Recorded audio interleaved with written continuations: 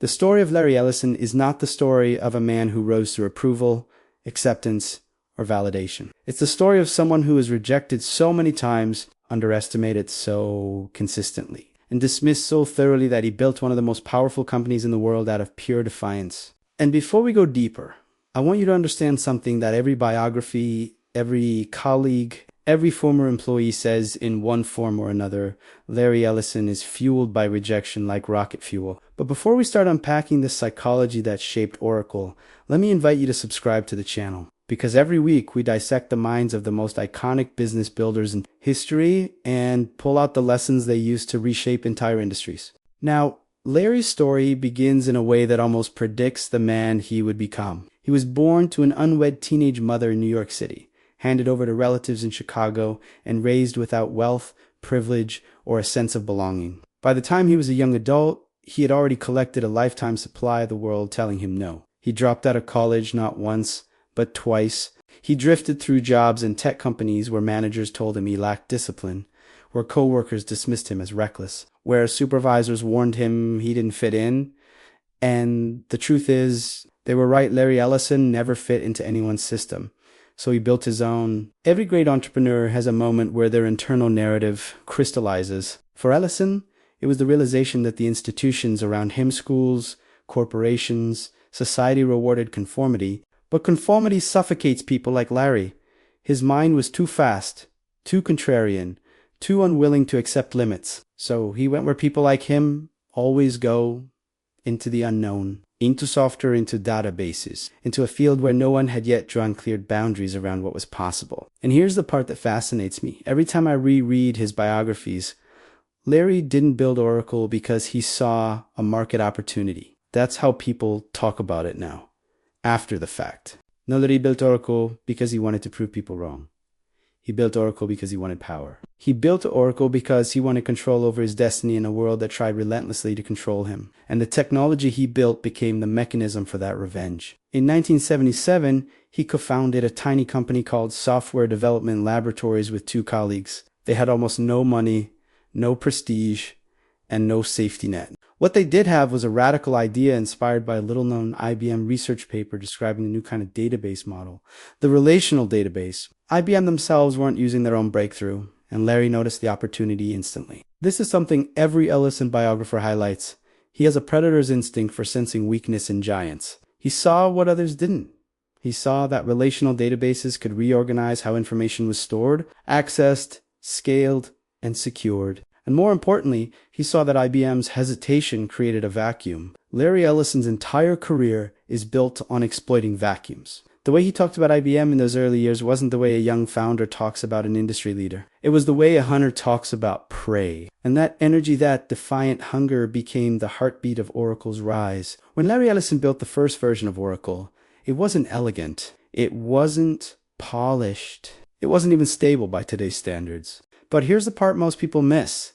It didn't need to be. Larry understood something fundamental about enterprise software long before it became common wisdom. Companies don't buy perfection, by momentum, vision, and confidence. They buy the feeling that the person selling to them knows where the world is heading. And if there is one thing Larry Ellison had an unlimited supply, it was confidence. In fact, one of his early engineers once joked, if Larry believed it, it must be possible because he believed it too much for reality to argue back. That was the fuel Oracle depended on during those first years. A founder who would walk into rooms full of established executives and speak as if he were already running the future. He wasn't selling software. He was selling inevitability. There's a famous pattern in Larry's biography. Investors rejected him. Banks rejected him. Recruiters turned him away.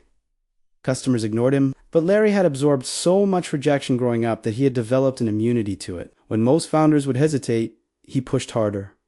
When others backed down, he escalated. When people said no, Larry treated it as a dare. One of my favorite examples is the way he pursued contracts from the US government. Oracle was small, unproven, unrecognized. Yet Larry walked into federal procurement offices and presented Oracle as if it were already the standard for enterprise data. He didn't hide the fact that IBM had invented the underlying theory. He weaponized it. His pitch was simple. IBM invented it, but they're too slow to use it. We're not. That contrast became Oracle's identity. Oracle would be faster, hungrier, more aggressive, more willing to break things. It was a culture shaped directly by Larry's psychology. This wasn't a team of cautious engineers. It was a team of insurgents. And Larry cultivated that mindset deliberately. Inside Oracle, he rewarded speed over safety, boldness over diplomacy, confrontation over consensus. If you doubted yourself, he replaced you. If you hesitated, he pushed you aside. If you couldn't take criticism, you didn't survive. People called him ruthless, and he never denied it. He simply said, I expect people to be as committed to the mission as I am. Oracle became a mirror of Larry Ellison's inner world, a world built on pushing through every barrier placed in front of him. But what really fascinates me is not the aggressiveness itself. It's the origin of it. Larry never forgot the feeling of being underestimated. That quiet resentment became a strategic advantage. He would show up at meetings overdressed, talk louder than anyone else, challenge experts publicly.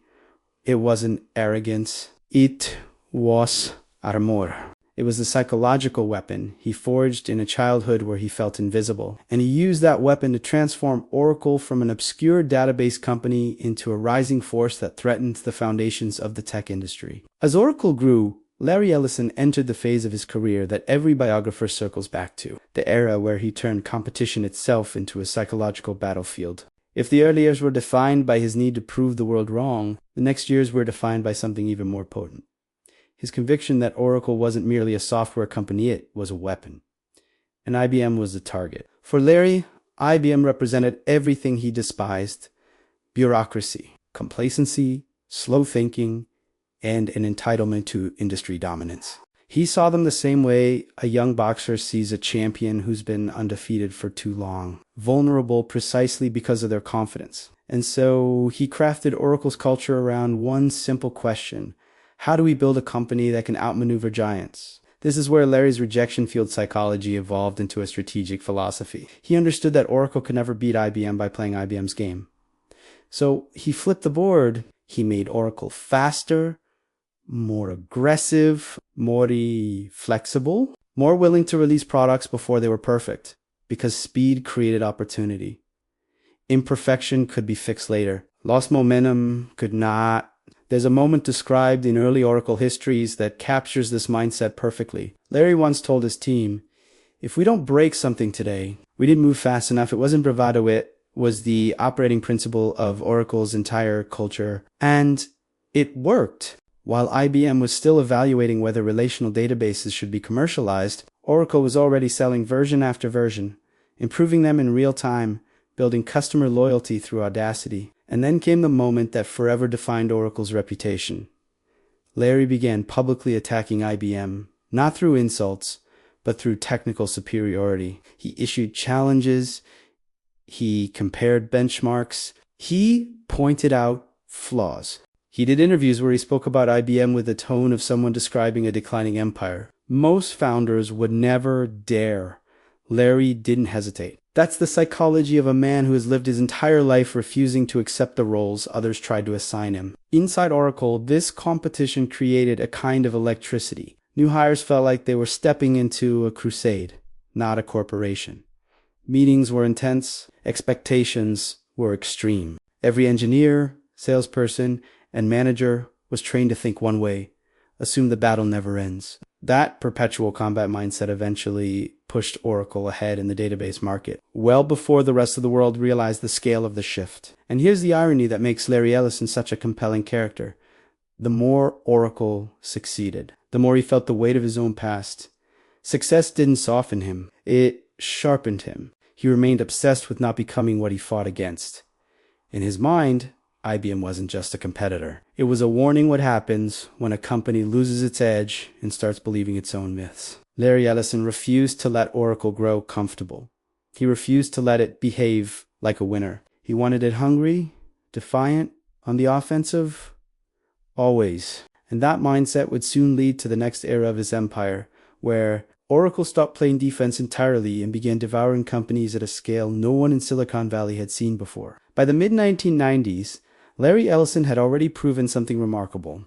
He could outmaneuver giants. But now, standing on the global stage, He faced a new question: what happens when the outsider becomes the power? Most leaders soften at this point. They slow down, they protect what they built, they shift from attack mode to preservation mode. Larry Ellison did the opposite. He entered what can only be described as his conquering era. Every biography, every profile, every insider account points to this period as the moment Oracle transformed from a fast, aggressive database company into a strategic empire. Larry became the architect of one of the most ruthless acquisition engines in tech history. What's important to understand is that Larry's acquisitions weren't driven by a desire to expand politely or cautiously. They were driven by psychology. Larry still saw himself as the rejected kid from Chicago, and now he had the power to decide who survived and who didn't. He wasn't just building Oracle anymore, he was reshaping the entire software landscape. The brilliance of his strategy was simple. Oracle would buy not only to grow, but to eliminate competition, absorb talent, consolidate market share, and bring every critical technology inside the Oracle ecosystem. And behind this strategy lived a deeper truth. Larry Ellison never trusted stability. He trusted dominance. Take the PeopleSoft battle, one of the most aggressive acquisitions in the history of American business. Oracle launched a hostile takeover bid in 2003. PeopleSoft resisted. Their CEO publicly blasted Larry. Lawsuits were filed. The Justice Department stepped in. Most CEOs would have backed off. Larry doubled down. He kept raising the pressure, using legal maneuvers, public statements, and pricing tactics to weaken morale and customer confidence. After 80 months of war, PeopleSoft fell. Not because Oracle needed the product, but because Larry understood that a weakened competitor is a strategic vulnerability he could not tolerate. And here's the part that reveals who Larry truly is. The moment the acquisition was complete, he walked into PeopleSoft's headquarters and told the employees that Oracle didn't buy them for their downfall, they bought them for their potential. In Larry's world, once the battle is over, the conquered become part of the mission. This is the duality that defines him. He is both the aggressor and the visionary. He breaks you down to rebuild you into something stronger. Inside Oracle, this acquisition era reshaped the culture even further. Teams began thinking globally. Engineers worked on integrated systems rather than isolated products. Sales teams were trained to pitch a unified ecosystem rather than a single piece of software. Oracle became not just a database company, but a Fortress A complete enterprise stack built from the bones of dozens of rivals. Larry's psychology shaped all of it. The man who grew up feeling powerless built a company designed to never feel powerless. And the very rejection that once crushed him now fueled his rise to the top of the technology world.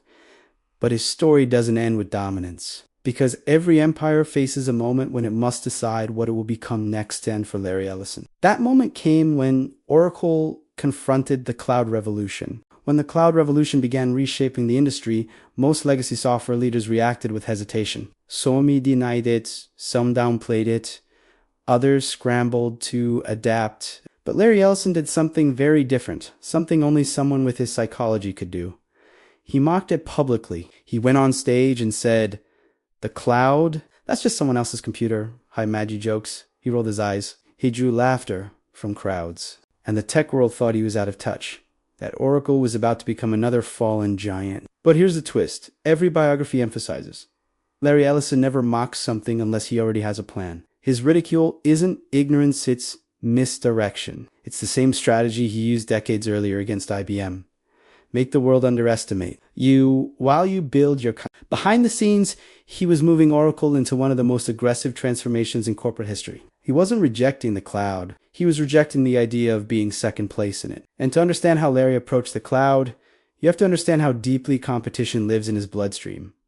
He didn't want Oracle to simply join the cloud era. He wanted Oracle to challenge Amazon, to challenge Microsoft, to challenge the entire direction of the industry. He wanted Oracle's version of the cloud to be a fortress tightly integrated, deeply engineered, controlled, and this is where Larry's obsession with control reappears. For decades, he believed the power of Oracle came from owning the full stack, database, middleware, applications, hardware. The cloud, to him, wasn't a new technology. It was the final expression of a philosophy he'd held since the beginning. Absolute integration, absolute command, absolute reliability. And so Oracle didn't pivot to the cloud the way others did.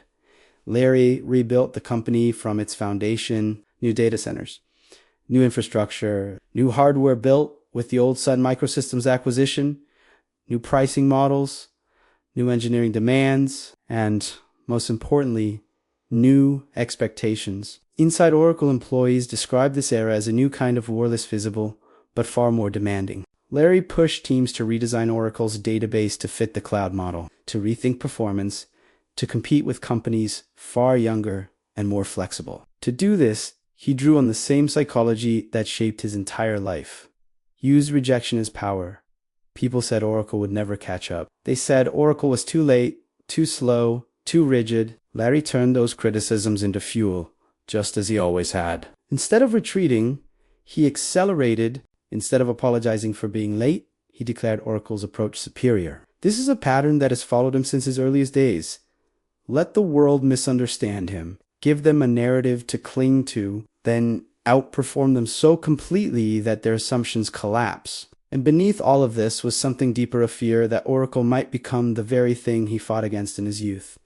A comfortable giant that forgets what it means to be hungry. The cloud forced Larry into a moment of introspection. To survive, Oracle would have to evolve once again. And in that evolution, Larry discovered the final stage of his philosophy how to turn rejection not just into power, but into the final evolution of Larry Ellison's philosophy emerges when you study the last decade of his leadership. This is the period when most founders drift into distant role chairman titles, advisory positions, quiet retirements. But Larry didn't retreat. He stepped more deeply into the fight than at any point since Oracle's founding. And to understand why, you have to understand something fundamental about his psychology. Larry Ellison never believed he had arrived. He never believed he had won. He believed only that the battle had changed shape. And that brings us to the most revealing chapter of his story, the transformation of Oracle from a traditional enterprise titan into a modern cloud competitor capable of standing against Amazon, Microsoft, and Google. For Larry, this wasn't merely a business challenge. It was a personal test of the values that shaped his entire life. The child who grew up unwanted had built a global empire. The dropout who was dismissed as unfocused had become one of the richest men on earth. The outsider who felt invisible had created a company that powered governments, militaries, and economies. But the question remained, could he lead one more reinvention? This is where the deeper, quieter side of Larry emerges, the part biographers describe as both philosophical and relentless. He believed almost obsessively that the measure of a great company is not what it accomplishes when the world is watching, but how it adapts when the world believes it's finished. And Oracle, in his mind, was nowhere near finished. As the cloud era matured, Oracle's identity shifted again. Larry stopped speaking like a warrior attacking incumbents and began speaking like an architect building a legacy. Instead of focusing solely on conquest, he focused on endurance. Instead of seeing challenges as threats, he began framing them as opportunities to rebuild Oracle from the inside. And this, in many ways, is the final stage of his relationship with rejection. He no longer needed to prove his worth to the world. He no longer needed to avenge the slights of his youth. He no longer needed to crush rivals to feel power. What Heine did, what he pursued was mastery. He wanted Oracle to outlast every trend and disruption. He wanted it designed like the databases he pioneered. Durable, fault-tolerant, built to endure decades of stress. And for the first time in his career, Larry Ellison began building not only for victory, but for continuity. But the fire that shaped him never disappeared. If anything, it matured. Former employees say he remains as direct, as demanding, and as obsessive as ever, but today, the force behind that intensity is deeper. It's not fueled by insecurity anymore. It's fueled by certitudine. Certitudine, reinvention, is the only path to survival. And that brings us to the core insight of this entire story. Larry Ellison didn't build Oracle by escaping rejection. He built Oracle by absorbing it, transforming it, weaponizing it, and then transcending it. Rejection became power. Power became strategy. Strategy became legacy. And legacy became the blueprint for how he intends Oracle to endure long after he is gone. In the end, Larry Ellison's story is not just a story about technology. It is a story about a human being who refused to let the world define him. And that refusal and yielding, unapologetic, unstoppable, is what built Oracle.